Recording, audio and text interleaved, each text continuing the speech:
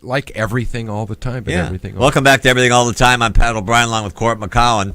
You know, I'm kind of out of the comedy scene here. I love comedy. I love you. And I love our next guest, but I don't get out to the comedy stores. Well, you've got to, because the Comedy Store is in a huge resurgence. It's packed all the time. I don't know why I don't go. This guy is there every single night, as he says, since the Carter administration. Argus Hamilton. Hello, Argus. How are you?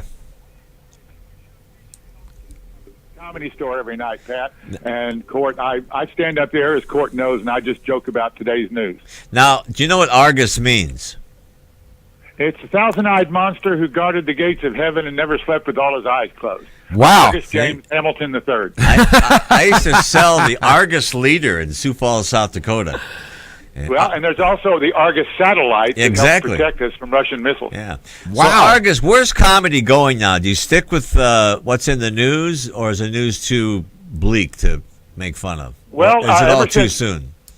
My grandfather's best friend growing up was Will Rogers, and so they remained friends all their lives together. That was Argus Sr. And so I just sort of, from Will and from Johnny Carson's monologue every night, just picked up the idea of talking about the news. Can I give you an example of what I'm talking about today? Sure. Okay, for instance, the Cincinnati Zoo reopened the gorilla exhibit today, you know, and already it's a hot-button political issue, you know. The whole shooting, it was just a tragedy. Hillary Clinton blamed the shooting on an internet video, and she promised the gorillas better-paying jobs. Donald Trump promised to build a new enclosure and make Mexico pay for it. And Bernie Sanders vowed to save the gorilla, save the little boy, grab the rifle, and shoot the banker who floated the municipal bonds to pay for that animal prison in the first place. I love that. That's what I do. I love that. You know, we talk about you all. Well, of course, I see you once a week, but we talk about you all the time.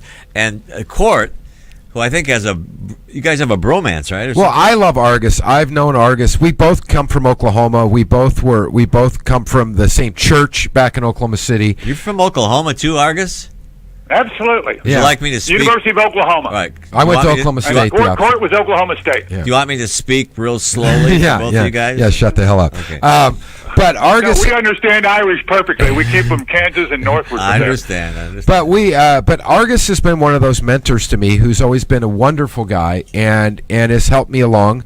And you know, Mitzi Shore, who he had a great relationship with, was still around when I went to the Comedy Store and helped. And Argus was a big boost in me getting passed at the Comedy Store, which at that time. Well, what you have to understand, Pat, is that the great Mitzi Shore always went by charisma first.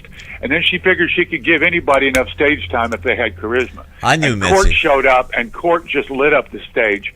And Mitzi immediately made Court a regular, and he's developed into a tremendous talent. But what my favorite story of all time, because the Comedy Store is very famous for the Johnny Carson show.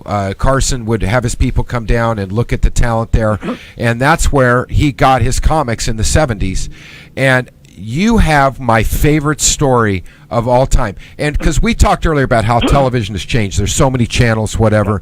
Nobody really nobody knows if you've done the Tonight Show unless you've put it on Facebook and Twitter and everything. But Argus, will you tell us a little bit about what happened with you and Johnny Carson? Well, yes. We were lucky, Pat, back in We Baby Boomer Comics, the class of 76. That was Robin Williams, myself, Michael Keaton, Arsenio, Marshall Warfield, all these people you know, Sandra Bernhardt, all my friends, Bill Kirkenbauer. We were all in the same pledge class. And we were allowed to develop very quickly over at the Comedy Store Westwood. Now, this was a time, listeners, when Pat O'Brien was toiling away at Channel 2, CBS here, under the tutelage of a great old grizzled newsman who just loved him, a man named Bill Stout. Wow. And, Bill was my mentor. And Pat was growing leaps and bounds on the air at that time. But Pat and the comics, the newsmen, we were all part of this crazy party scene, including the actors and movie stars back then, in the late 70s. And L.A. was never wilder, with the possible exception of the 1920s, than it was from 76 through 1980. It was just absolutely nuts. As Jay Leno said at the time, if God doesn't destroy Hollywood, he owes Sodom and Gomorrah an apology. And by the way, all that cocaine, I hated that cocaine stuff, so it was awful. Yeah. I only did one line. It was 10 years long. So here's the deal. So it's January of 1980, and NBC Today Show does a special on me. They call me Can't Miss. I'll show them. And I get my first Tonight Show shot January 8th or 9th of 1980. Now, this was such a big deal for the listeners. Anybody under 45, you need to know, there were generally 3 TV stations across the country, Yep. NBC, ABC, and CBS. Some of the big markets had Metro Media and a few small stations, but by the time the nighttime rolled around, they just showed reruns. They were only good for maybe Merv Griffin and Mike Douglas during the afternoon. But these small stations just had reruns at night. The point is, the whole country watched The Tonight Show Yeah. with Johnny Carson. I watched it. And, yeah. and even more importantly than that, listeners, everybody, every executive in show business watched Johnny on Tuesday, Wednesday, and Thursday night to watch out for new talent.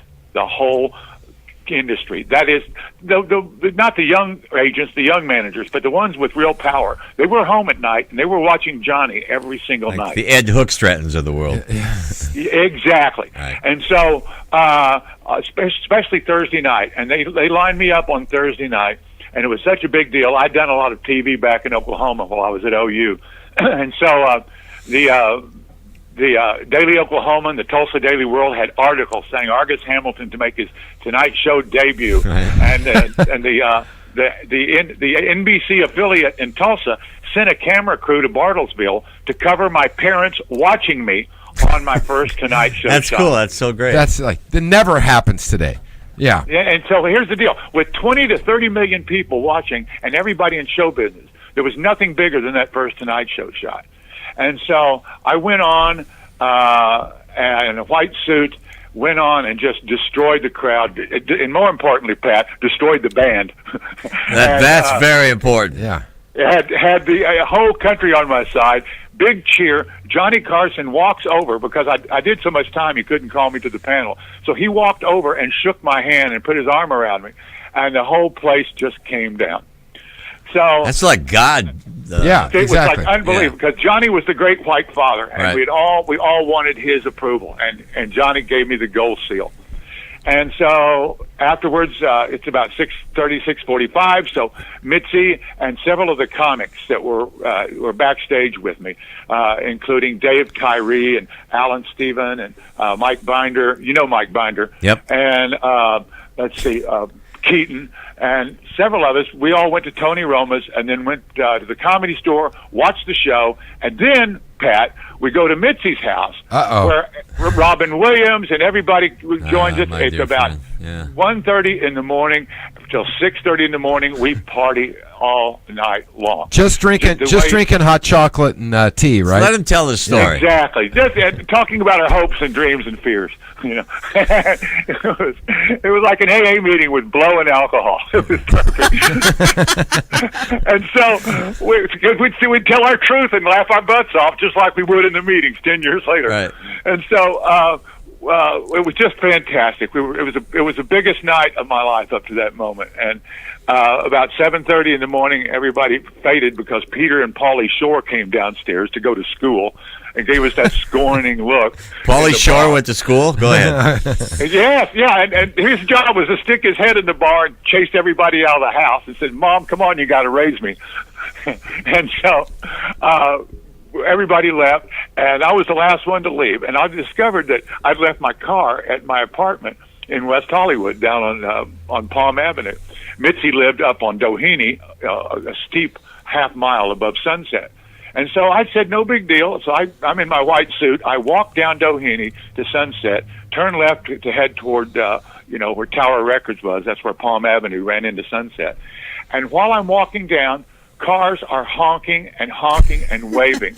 And they're screaming, "Hey, Argus, you were great last night. You were fantastic." Unbelievable. There must have been 15 to 20 cars while I was between Sunset and San Vicente just went wild, honking and screaming my name, saying, Argus, you killed it. Johnny loved you. They all said the same thing. Johnny loved you. Johnny loved you. Everybody cared about what Johnny thought. Boy, the power of television back then. And that was how it was back then before television split into 400 different stations. I got a good sleep, and by the time I got to the Comedy Store that afternoon, I had 25 of those pink slip messages while you were out waiting for me from the biggest managers and agents in the business with all kinds of offers.